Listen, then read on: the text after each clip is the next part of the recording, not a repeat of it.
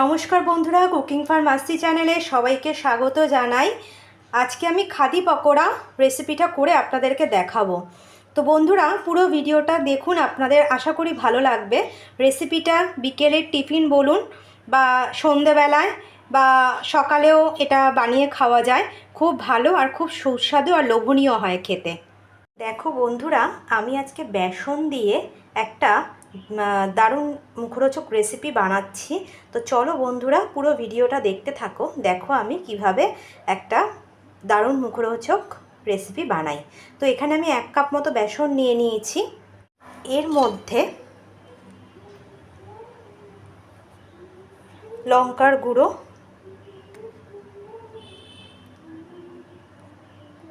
কালারের জন্য হলুদ দিলাম,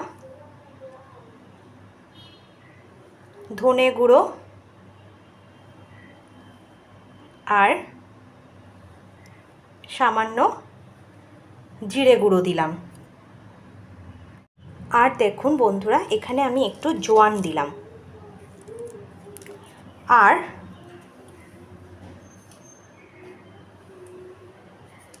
স্বাদ মতো নুন দিলাম।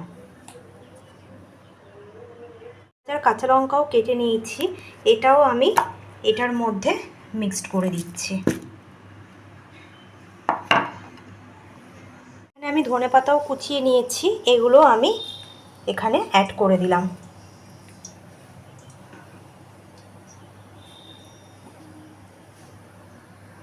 আর এখানের মধ্যে আমি 1 চিমটে একটু খাবার সোডা দিচ্ছি।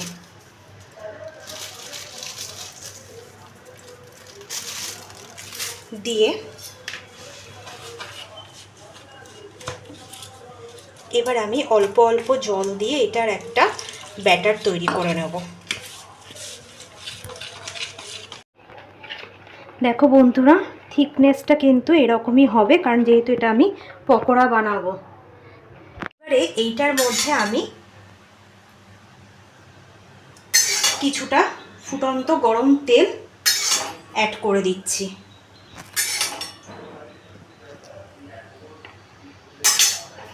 দিয়ে আবারও এটাকে আমি ভালো করে মিক্সড করে নিচ্ছি। একটুকু যাতে কোনো দানা ভাব না থাকে। দেখো বন্ধুরা, এখানে কিন্তু তেল গরম হয়ে গেছে। এবারে আমি একটা একটা করে ছেড়ে দেবো।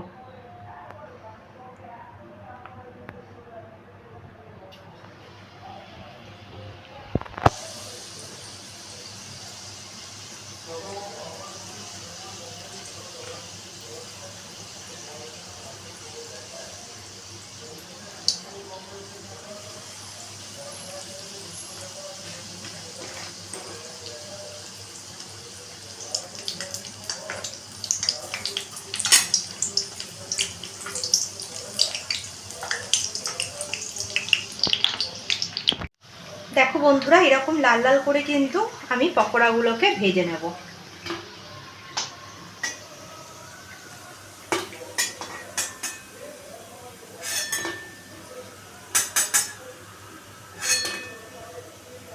এরকমভাবে আমি বাকি পকোড়াগুলো সব ভেজে নিচ্ছি। দেখো বন্ধুরা, আমার কিন্তু সবকটা পকোড়া কিন্তু অলমোস্ট কমপ্লিট হয়ে গেছে। সবকটাই আমি নামিয়ে নিলাম।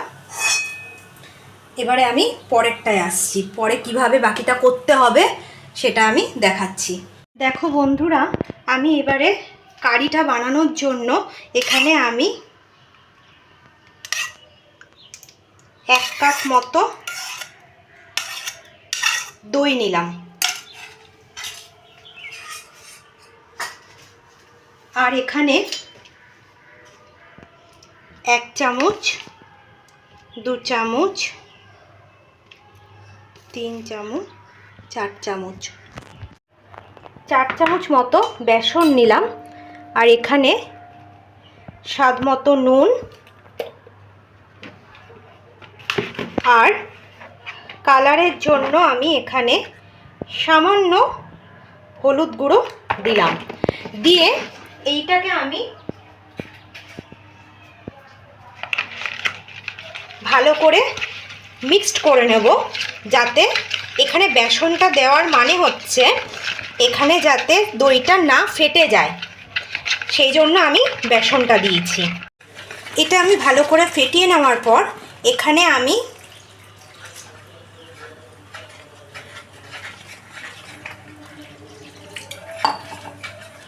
কিছুটা পরিমাণ জল আমি অ্যাড করে দিলাম। আমি এখানে এটা রেডি করে নিয়েছি। আর এখানে আমি আর একটা বাটি নিলাম, এর মধ্যে আমি এবারে ধনে গুঁড়ো, হলুদ, লঙ্কার গুঁড়ো, কাশ্মীরি লঙ্কার গুঁড়ো আর জিরে গুঁড়ো দিয়ে আমি এখানে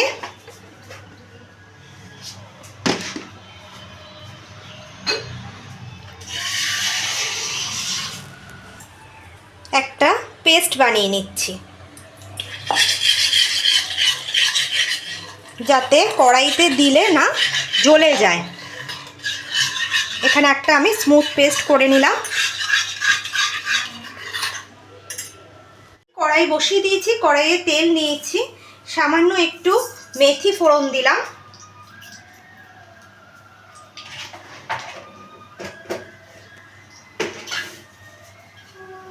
আর এখানে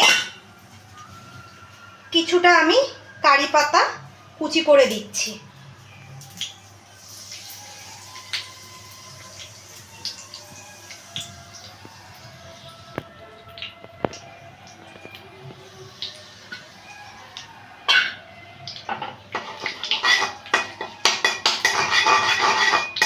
আর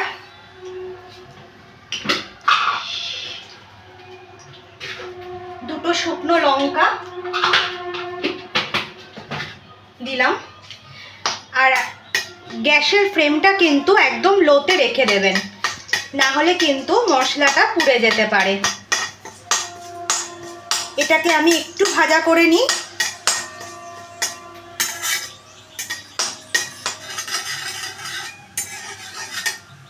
এইবারে আমি এখানে যে পেস্টটা করে রেখেছি এটা দিয়ে দিচ্ছি।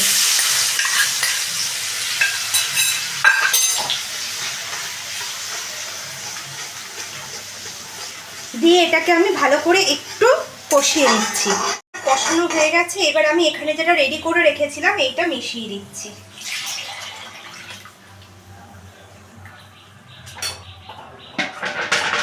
দিয়ে এটাকে আমি ভালো করে বয়েল করে নেব যতক্ষণ এটা না গাঢ় হচ্ছে।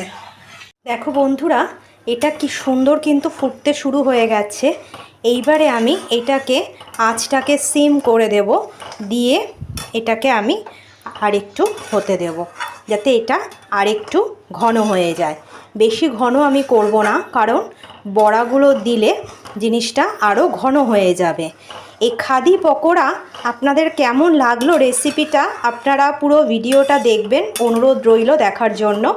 আর ইউটিউব থেকে যারা দেখছেন তারা প্লিজ সাবস্ক্রাইব করে দেবেন, আর যারা ফেসবুক থেকে দেখছেন তারা লাইক করে শেয়ার করে ফলো করে দেবেন। এটা আমি বারবার ধরে নাড়াতে কিন্তু দেখুন দইটা কিন্তু এক ফোঁটাও ফাটেনি, আরও কি সুন্দর হয়েছে। তো এইবারে আমি এটাকে আঁচটাকে সিম করে দিয়ে কিছুক্ষণ এটা আমি হতে দেব।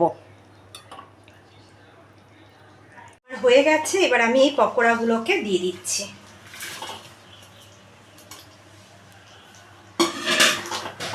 দিয়ে ভালো করে আমি মিশিয়ে নিচ্ছি।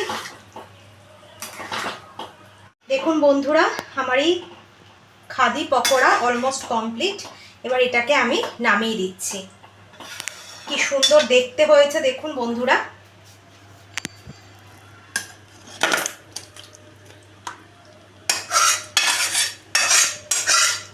এটা একটু ঠান্ডা করে খেলে বেশি ভালো লাগবে।